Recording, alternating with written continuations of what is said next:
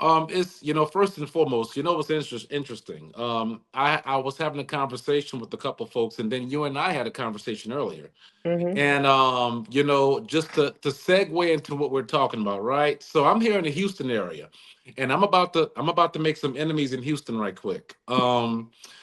Because I got to do it. So Houston gets a lot of attention for being this beautiful business city, especially one of the places that quote unquote black people can come and thrive, right? Like Mm-hmm. Atlanta, Chicago, DC. It's in that line of that line of cities, Yes. right?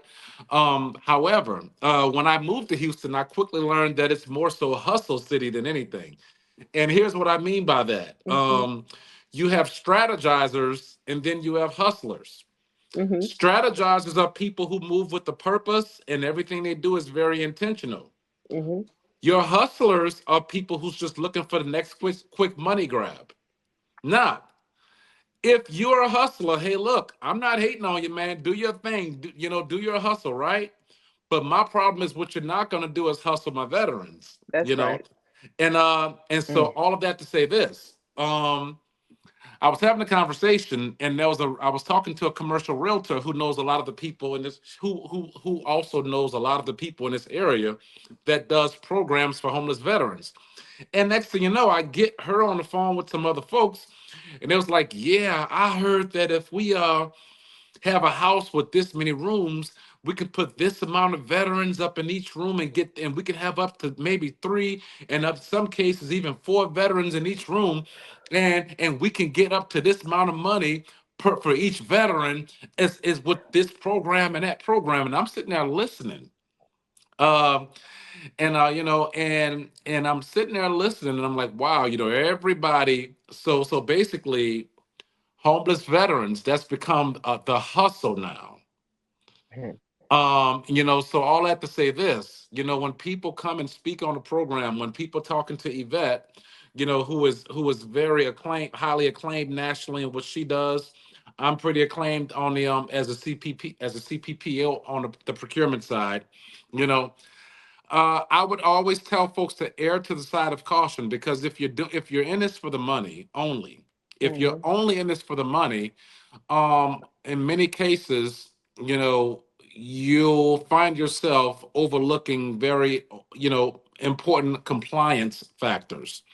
And when that happens, everything, you lose credibility, you lose the money, you lose access. You'll probably get blackballed from being able to do the program in the future.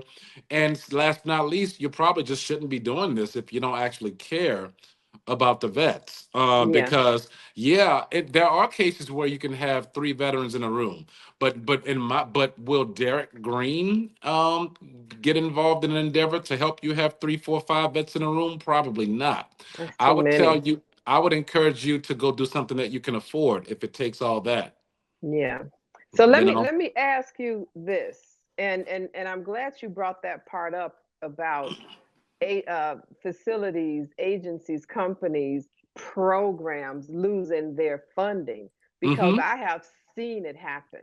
I have Mm-hmm. seen where one organization the organization was thriving, two Mm-hmm. locations, multiple floors, and lost that funding due to not doing the right thing.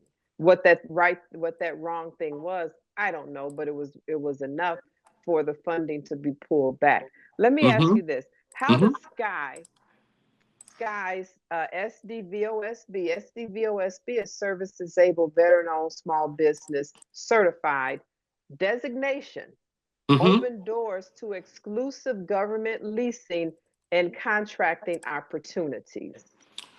Well, what we do first and foremost, the fact that we are just like yourself, SDVOSB. For those who don't know, SDVOSB, Service Disabled Veteran Owned Small Business. Yes. I say that constantly on all of my channels because I want people to get accustomed to hearing that long acronym, Mhm. SDVOSB. So here's why I'm leading with that part. I'm going to answer it in a two-part question. First and foremost, as a SDVOSB,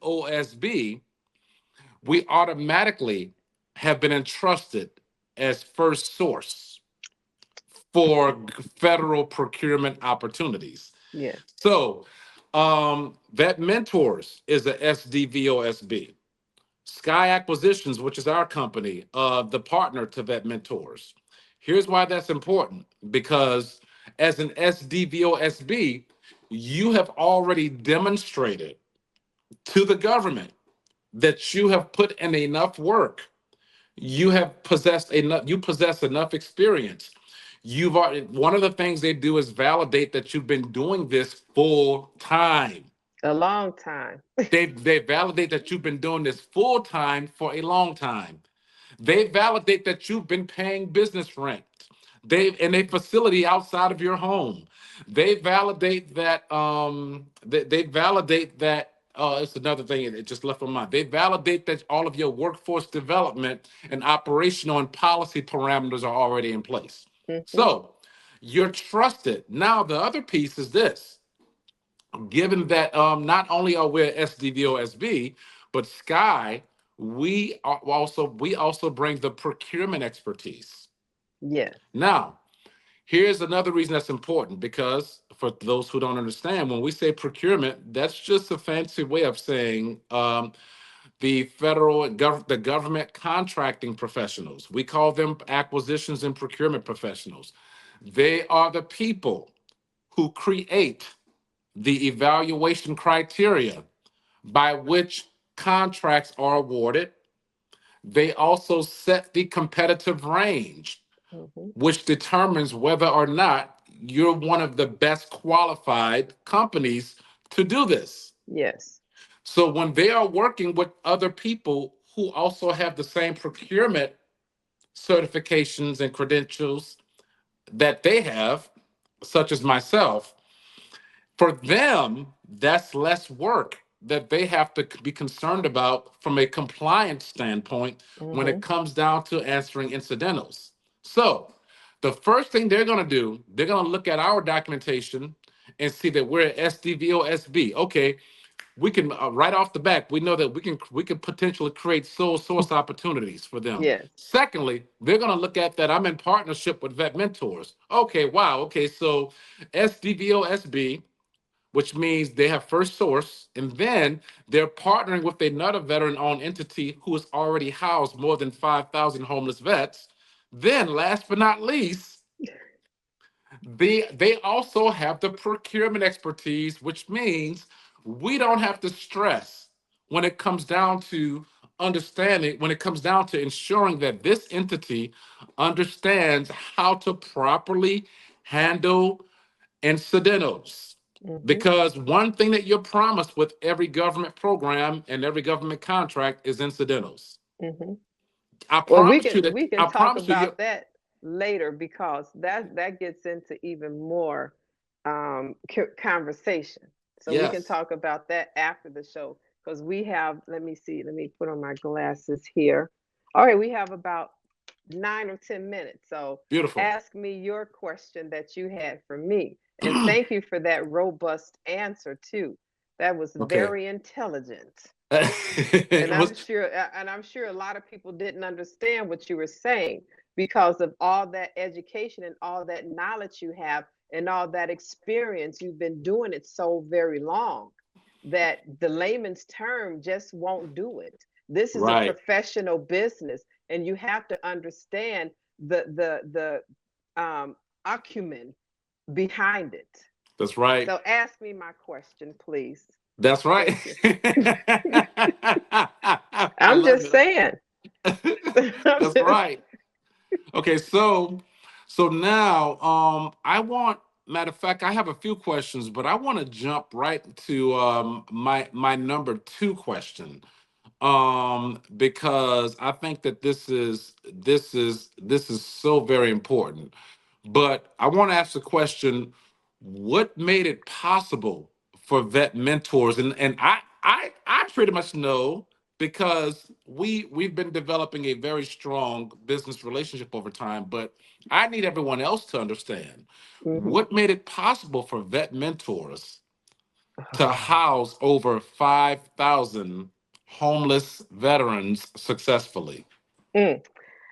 I walked into that door and I listened to the social worker case manager at Hines VA, and I listened to all of their social workers, and then over at Jesse Brown VA, all of their social workers, and then all of these other organizations that were SSVF organizations receiving all of the funding to spend for veterans housing. And I said, they don't know what they're getting into.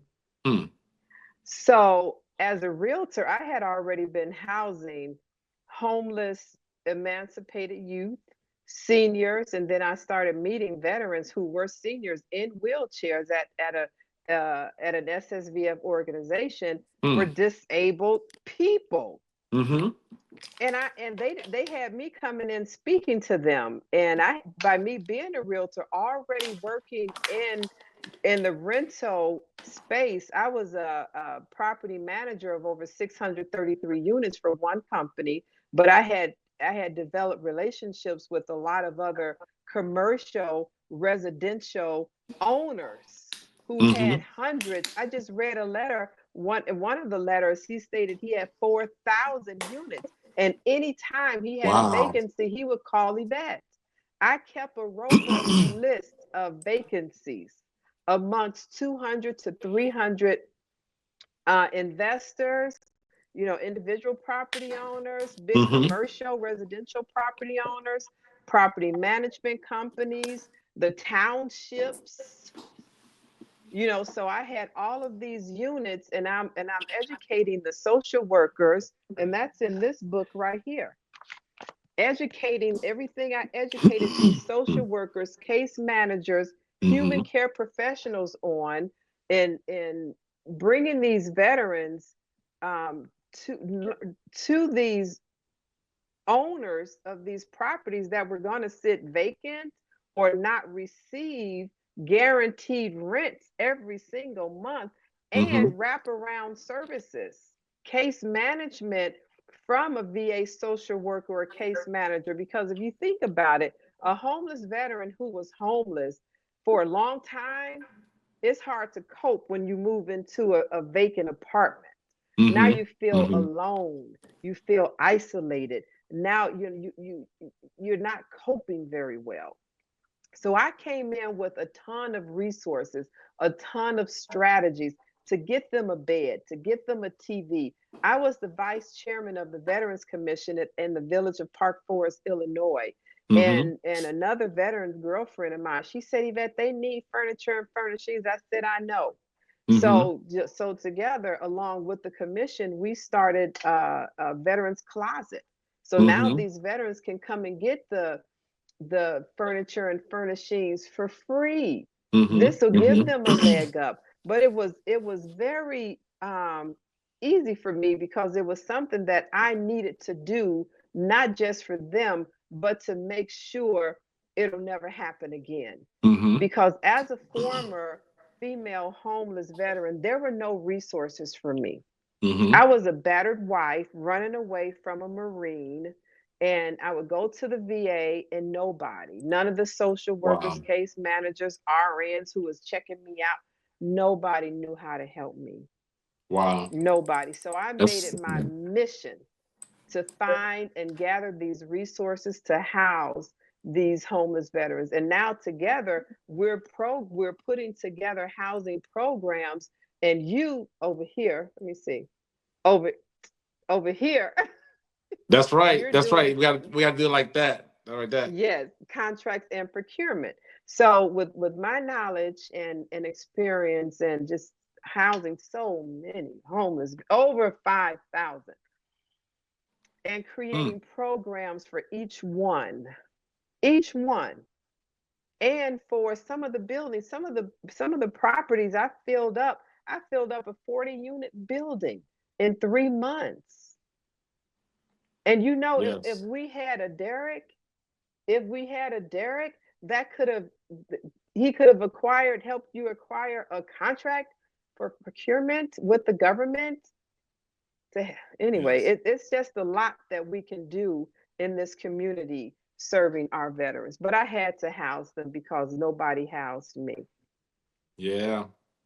You know, you just said something very powerful. How much time we have? We got about 3 None. minutes. The music is playing right now. So Oh, let's thank okay. Okay. everybody Okay. and join us on Yvette Jones Swanson YouTube for the after talk. And we will be back on the third Wednesday at 5:30 p.m. Don't quote me, but you'll see my picture. We'll be back, Derrick and I. Where's my finger? This way. So housing veterans and procuring contracts. Yes.